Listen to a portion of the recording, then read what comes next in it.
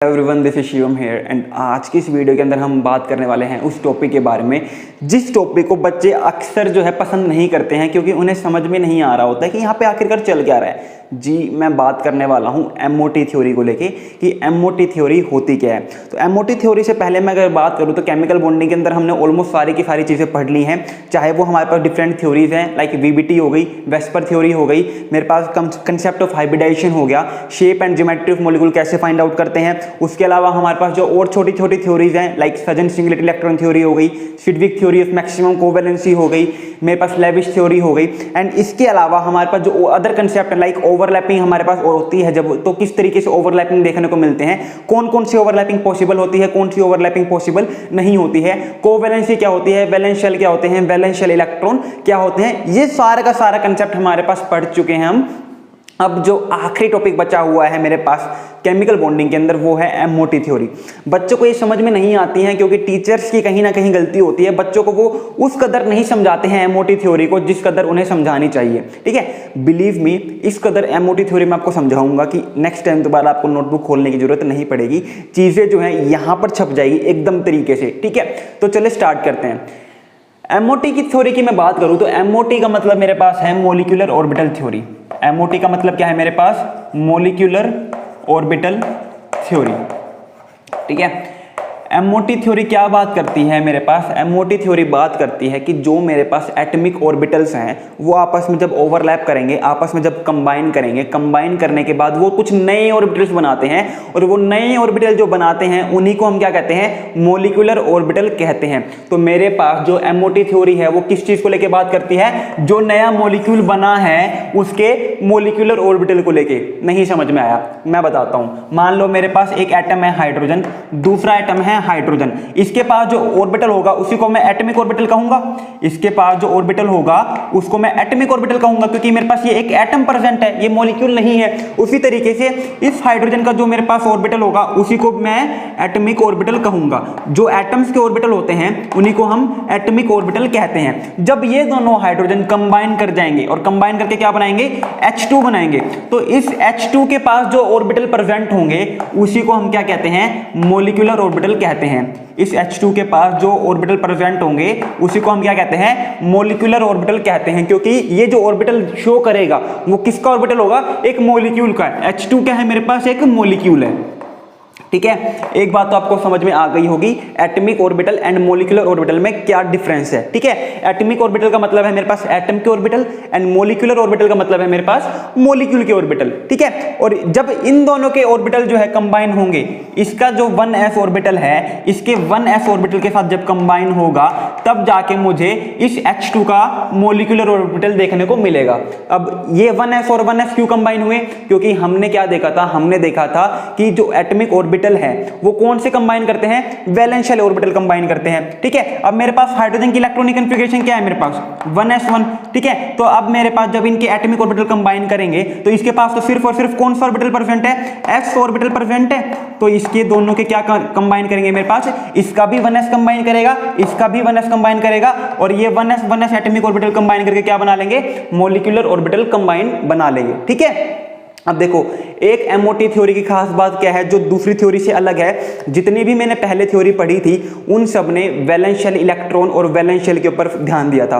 उन्होंने क्या कहा था, अगर मेरे को बॉन्ड फॉर्मेशन करनी है तो मेरे पास सिर्फ और सिर्फ वैलेंस शेल को मुझे कंसीडर करना है। लेविश थ्योरी हो गई, वैलेंस शेल के अंदर 8 इलेक्ट्रॉन होने चाहिए। मेरे पास वीबीटी हो गई, वैलेंस बॉन्ड थ्योरी जो वैलेंस इलेक्ट्रॉन को लेकर बात कर रही थी। वेस्पर थ्योरी हो गई, valence shell electron pair repulsion theory, उसने भी किसको लेकर बात की थी, वैलेंस शेल को लेकर ही बात की थी। लेकिन एमओटी थोड़ी सी अलग है, एमओटी थोड़ी सी खास है। एमओटी ने कहा कि मैं भेड़ चाल नहीं करूंगा, मैं थोड़ा सा अलग कंसेप्ट दूंगा क्योंकि सब वैलेंस शेल को लेके बात कर रहे हैं, मैं वैलेंस शेल के साथ साथ इनर शेल इलेक्ट्रॉन है उनको लेके भी बात करूंगा।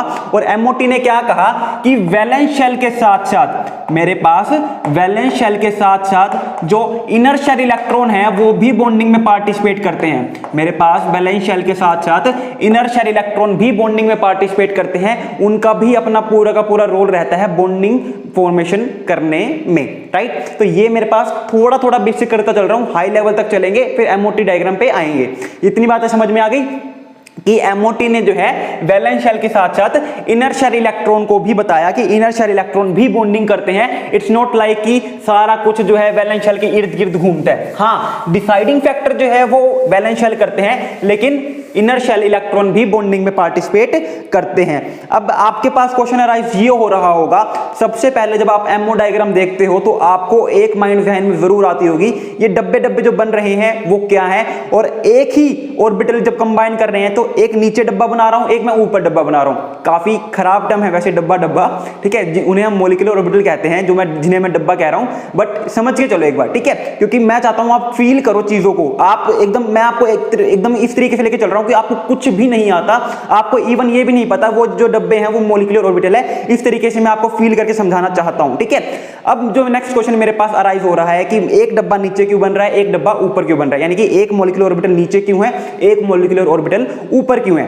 तो उस चीज की एक्सप्लेनेशन अगर मैं दूं तो MOT ने क्या कहा, जो मेरे पास एटॉमिक ऑर्बिटल कंबाइन कर रहे हैं, जो मेरे पास एटॉमिक ऑर्बिटल कंबाइन कर रहे हैं, उन एटॉमिक ऑर्बिटल का जो है वेव नेचर होता है, उन एटॉमिक ऑर्बिटल का क्या होता है, वेव नेचर होता है, कि जिस तरीके से मेरे पास दो वेव्स आपस में मिक्स होती है ना, उसी तरीके से एटॉमिक ऑर्बिटल भी आपस में मिक्स होते हैं। अगर मैं वेव नेचर की बात करूं तो मेरे पास जो है, मान लीजिए दो वेव्स हैं, मान लीजिए मेरे पास दो वेव्स हैं, ठीक है। अब इन दो वेव्स में मेरे पास मान लीजिए पॉजिटिव फेज है, ये नेगेटिव, ये पॉजिटिव, ये नेगेटिव, ये पॉजिटिव, उसी तरीके से ये पॉजिटिव, ये नेगेटिव, ये पॉजिटिव, ये नेगेटिव, ये पॉजिटिव।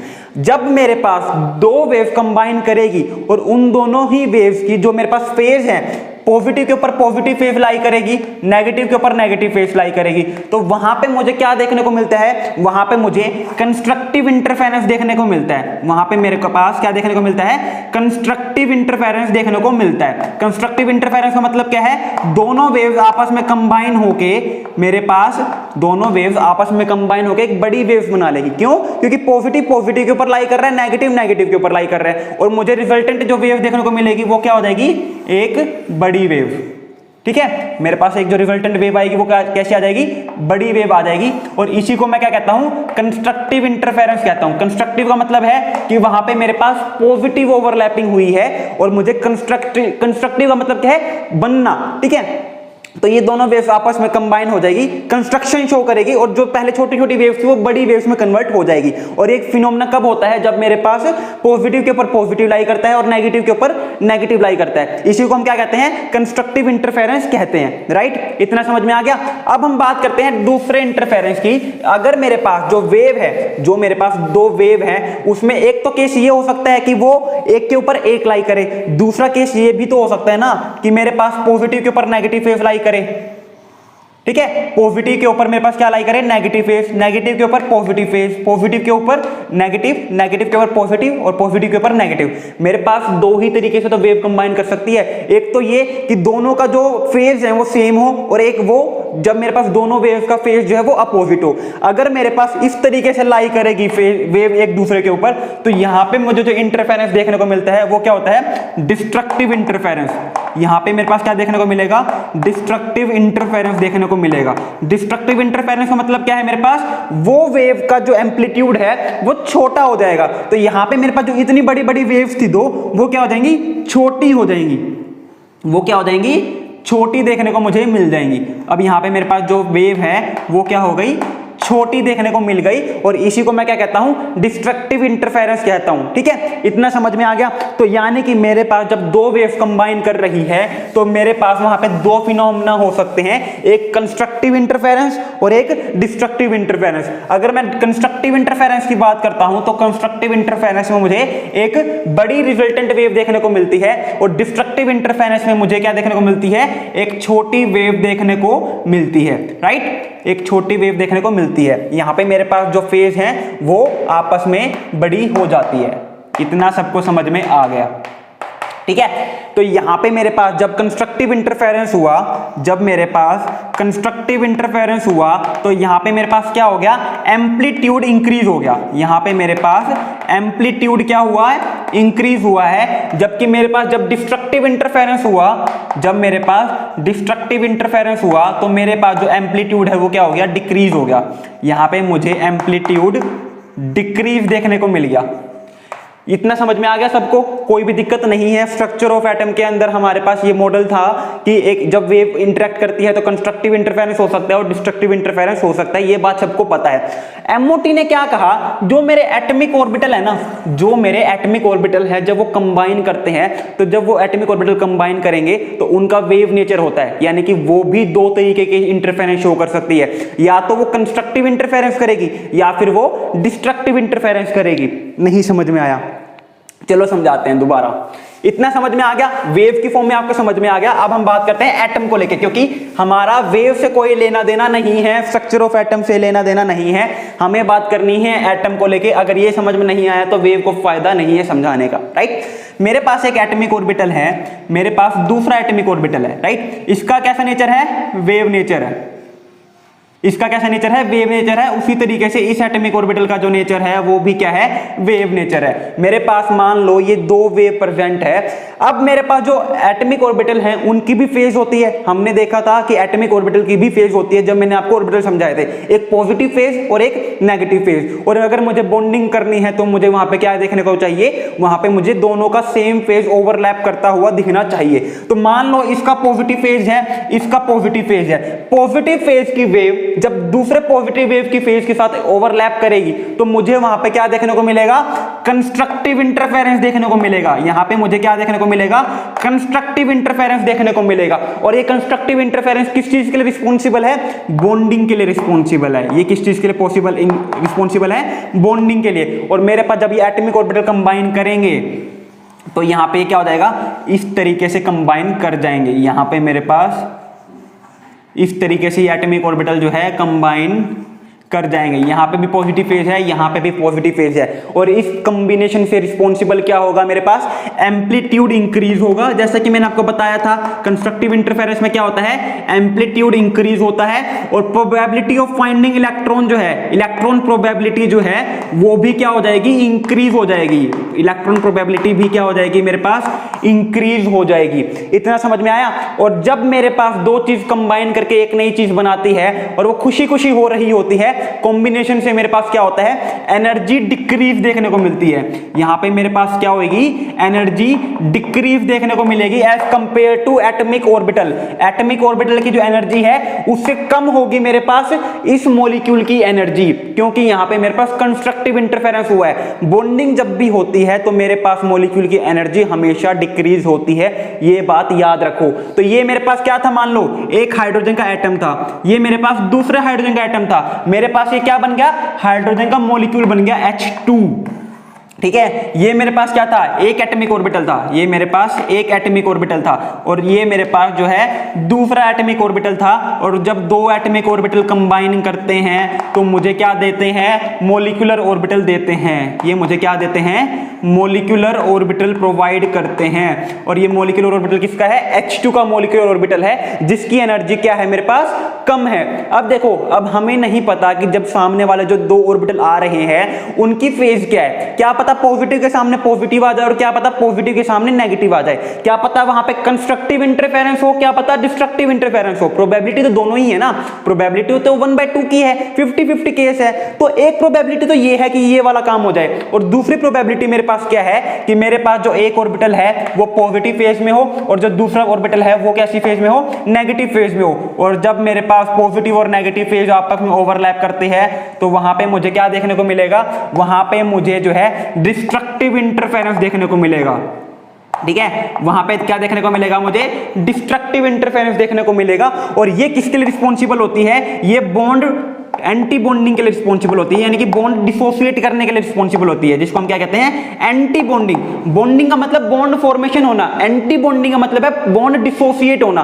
तो ये किस चीज के लिए रिस्पॉन्सिबल है, ये रिस्पॉन्सिबल होती है मेरे पास बॉन्ड को डिसोसिएट करने के लिए। एंटी बॉन्डिंग ओवरलैपिंग यहां पे देखने को मिलेगी। और जैसे हमने बात की थी कि जब डिस्ट्रक्टिव इंटरफेरेंस वेव के अंदर हुआ था तो वहां पे क्या हुआ था, एम्पलीट्यूड डिक्रीज हो गया था। उसी तरीके से यहां पे मेरे पास क्या देखने को मिलेगा, यहां पे मेरे पास एम्पलीट्यूड डिक्रीज हो जाएगा। यहां पे मेरे पास amplitude decrease, probability of electron जो है वो क्या हो जाएगी, डिक्रीज हो जाएगी। लेकिन लेकिन लेकिन यहां पे एनर्जी क्या होगी, एनर्जी मेरे पास यहां पे इंक्रीज देखने को मिलेगी, एनर्जी यहाँ पे इंक्रीज देखने को मिलेगी। क्यों? क्योंकि मैं अब उन दो चीजों को पास पास लाने की ट्राई कर रहा हूं जो पास पास नहीं आना चाहते।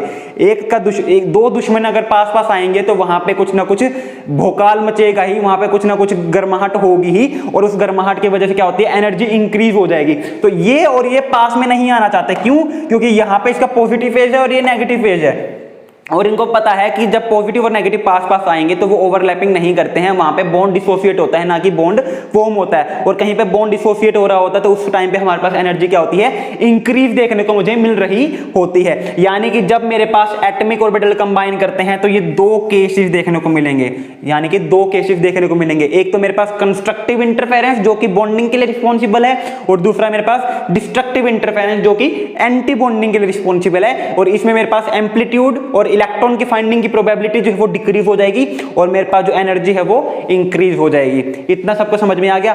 अभी एमओ डायग्राम पे जस्ट जंप कर रहा हूं मैं, इतना समझ में आना चाहिए था, क्योंकि ये बहुत इंपॉर्टेंट है ये जानने के लिए कि मेरे पास एक मोलिकुलर ऑर्बिटल जो है लेस एनर्जी का क्यों होता है और एक मोलिकुलर ऑर्बिटल हाई एनर्जी का क्यों होता है। अब जब से मैंने ये एमओटी डायग्राम स्टार्ट किया है, एमओटी थ्योरी स्टार्ट की है, तो मैंने तब से जो है हाइड्रोजन को लेके ही बात की है। और रीजन बिहाइंड दिस इज क्योंकि हाइड्रोजन का एमओ डायग्राम समझना सबसे ज्यादा आसान है, क्योंकि सबसे ज्यादा बेसिक डायग्राम जो है वो हाइड्रोजन का ही है, क्योंकि उसके अंदर हमें ज्यादा ऑर्बिटल के साथ खेलना ही नहीं पड़ता, सिर्फ और सिर्फ दो ही ऑर्बिटल हैं, सिर्फ और सिर्फ दो ही ऑर्बिटल हैं। अब बात करते हैं हम एमओ डायग्राम बनाते कैसे हैं। अब बात करते हैं एमओ डायग्राम बनाते कैसे हैं, राइट। एमओ डायग्राम कैसे बनाते हैं, तो देखो एमओ डायग्राम जब भी हम बनाते हैं ना, तो मुझे जो है एनर्जी लेवल शो करने पड़ते हैं, मुझे जो है एनर्जी लेवल शो करने पड़ते हैं। दो लाइन में खींचता हूं, ठीक है, मैं क्या करता हूं, दो लाइन खींचता हूं, एक जगह मैं एक एटम दिखाता हूं, दूसरी जगह मैं दूसरा एटम दिखाता हूं। और ये लाइन क्या रिप्रेजेंट करती है मुझे, ये लाइन रिप्रेजेंट करती है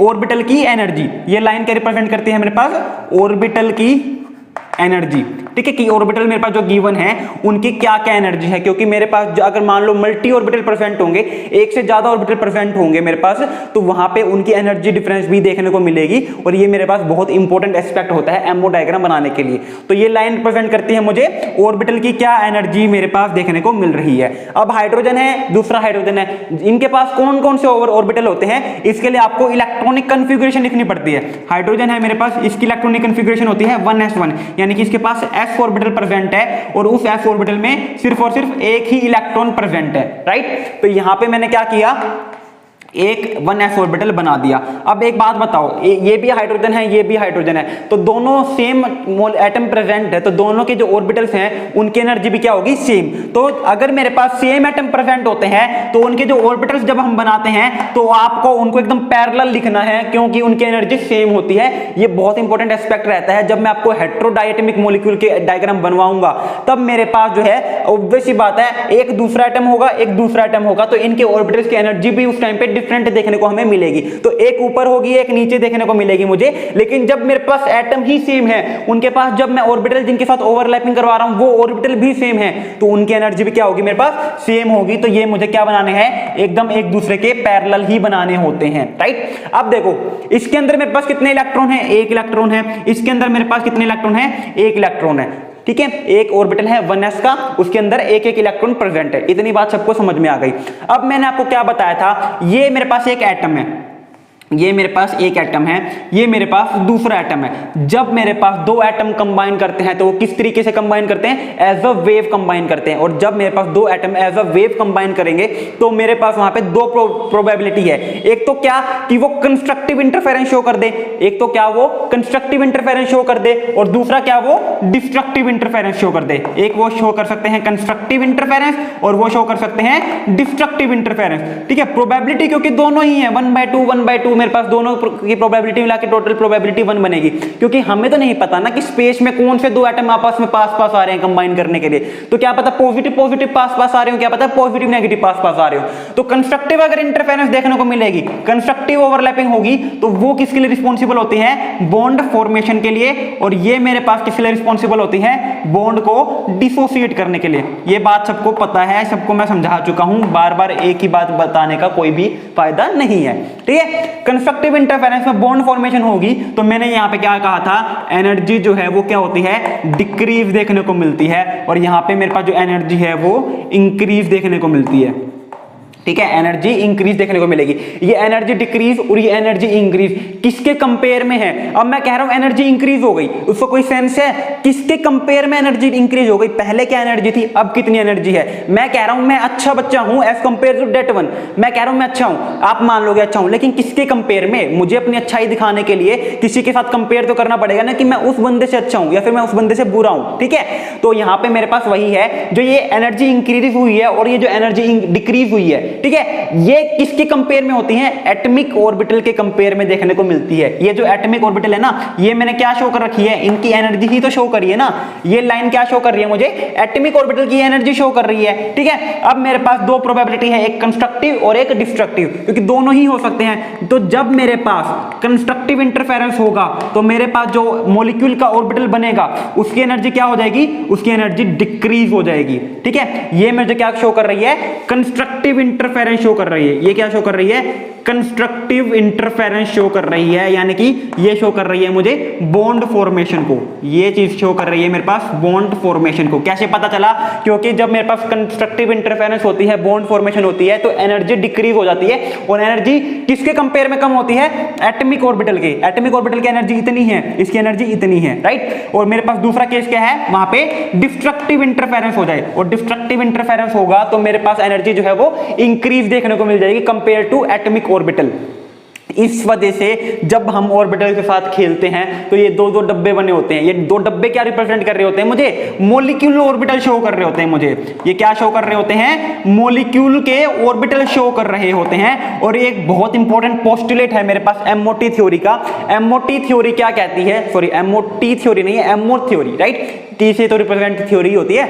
एमओ थ्योरी मुझे क्या कहती है? जितने ऑर्बिटल आपस में कंबाइन करेंगे उतने ही मेरे पास मॉलिक्यूलर ऑर्बिटल देखने को मिलेंगे।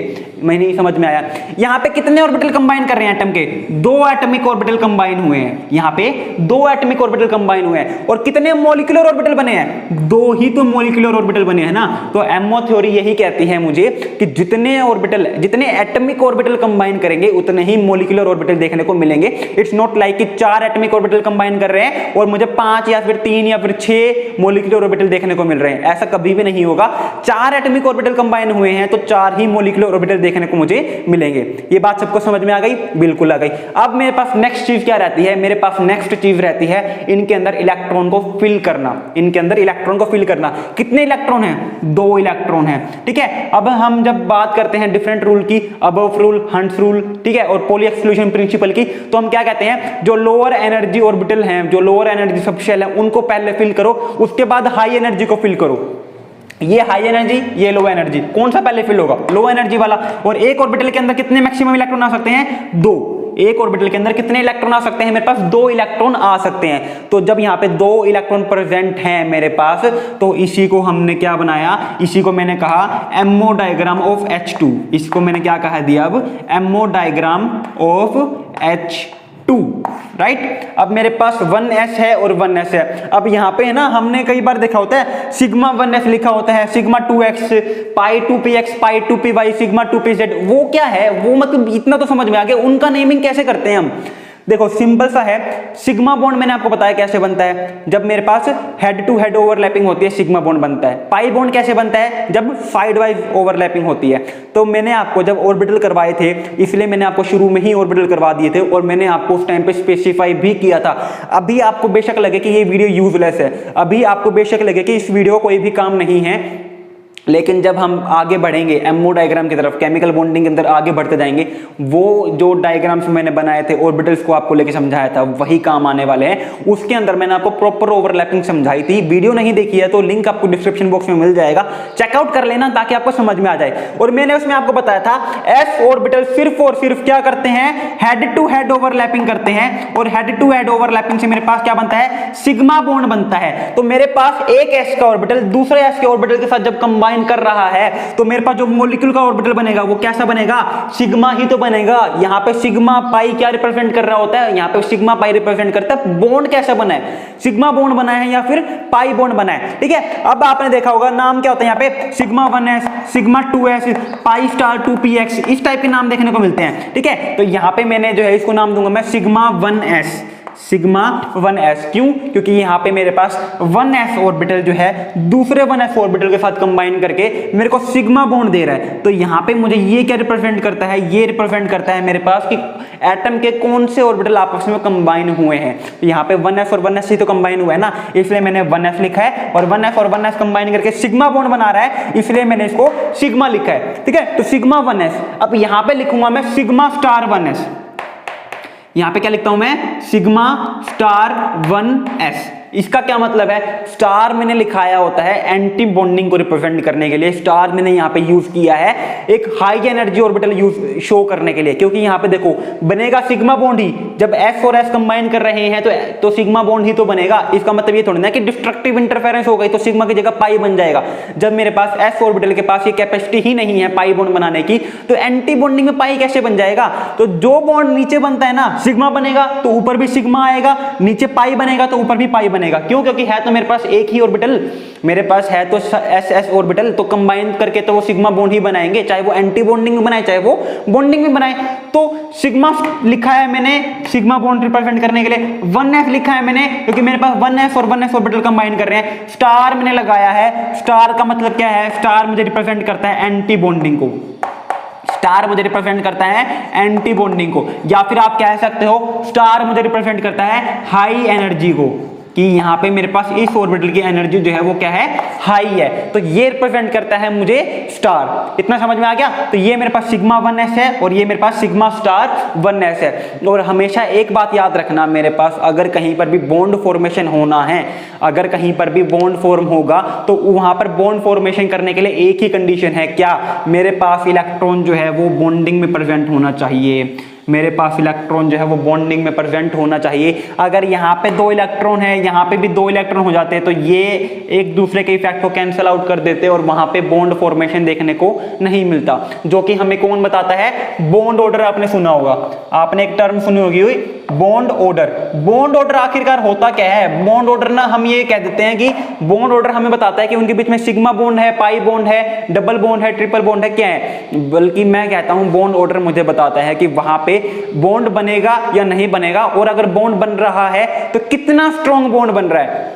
देखो केमिस्ट्री के अंदर ना एक ही चीज को जानने के लिए ना बहुत सारे पर्सपेक्टिव होते हैं। आप एक ही चीज को 50 तरीके से याद कर सकते हो, लेकिन बॉन्ड ऑर्डर का रियल फैक्टर क्या है। बॉन्ड ऑर्डर बच्चे कहते हैं कि सर हमें बॉन्ड ऑर्डर बताता है कि वहां पे सिग्मा बॉन्ड है, सॉरी वहां पे सिग्मा बॉन्ड बनेगा, डबल बॉन्ड बनेगा, ट्रिपल बॉन्ड बनेगा, क्या होगा, ठीक है। लेकिन बॉन्ड ऑर्डर एक्चुअलिटी में क्या बताता है, मुझे बॉन्ड ऑर्डर बताता है कि वहां पे मेरे पास वो मॉलिक्यूल फॉर्मेशन पॉसिबल है या नहीं है, वो मॉलिक्यूल फॉर्मेशन पॉसिबल है या नहीं है। अगर मेरे पास बॉन्ड ऑर्डर 0 होगा तो वहां पे मॉलिक्यूल एग्जिस्ट नहीं करेगा, उनके बीच में बॉन्डिंग नहीं हो सकती है। दूसरी बात ये मुझे बताता है कि अगर मेरे पास मॉलिक्यूल फॉर्मेशन पॉसिबल है तो उस मॉलिक्यूल की जो बॉन्ड स्ट्रेंथ है वो कितनी है, उस मॉलिक्यूल की बॉन्ड स्ट्रेंथ कितनी है। ये बॉन्ड ऑर्डर का कंसेप्ट है, एकदम अलग से लेके चलेंगे। अभी मेरा मेन मोटिव था आपको एमओ डायग्राम के बारे में बताना। आई होप आपको वीडियो समझ में आई होगी।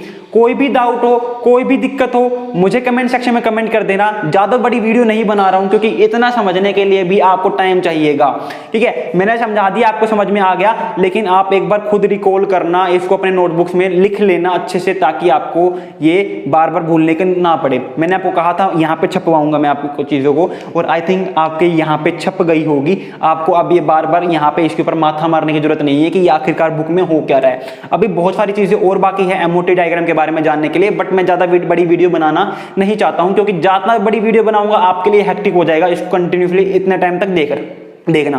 तो थोड़ा सा और जो बचा है एमओटी डायग्राम को लेके, जो इंपॉर्टेंट फैक्टर्स बचे हुए हैं, जो इंपॉर्टेंट पॉइंट्स बचे हुए हैं, जो इंपॉर्टेंट टर्मिनोलॉजीज बची हुई हैं, बॉन्ड ऑर्डर हो गया मेरे पास, ठीक है, बॉन्ड लेंथ हो गई, कैसे कंपेयर करते हैं, वो कल की वीडियो में देखेंगे। और उसके बाद हम स्टार्ट करेंगे हमारे एमओ डायग्राम्स को बनाना। 2 हैं हमारे पास, होमोडायटमिक, हेट्रोडायटमिक। और अगर आपको चाहिए, अगर आप नेट के लिए प्रिपेयर कर रहे हो, मेरे चैनल पे हो, कमेंट कर देना, पॉलीएटमिक का भी बना के दिखाऊंगा, ठीक है, क्योंकि नेट के अंदर पॉलीएटमिक मॉलिक्यूल्स के एमओ डायग्राम भी हमारे पास निकल के आते हैं। So thank you very much. कोई भी डाउट हो कमेंट सेक्शन में कमेंट, इंस्टाग्राम पे मैसेज ड्रॉप आउट या फिर टेलीग्राम पे मैसेज ड्रॉप आउट कर सकते हो। तीनों चीजों का लिंक आपको डिस्क्रिप्शन बॉक्स में मिल जाएगा। So thank you very much, have a good day. Hello everyone, this is Shivam here and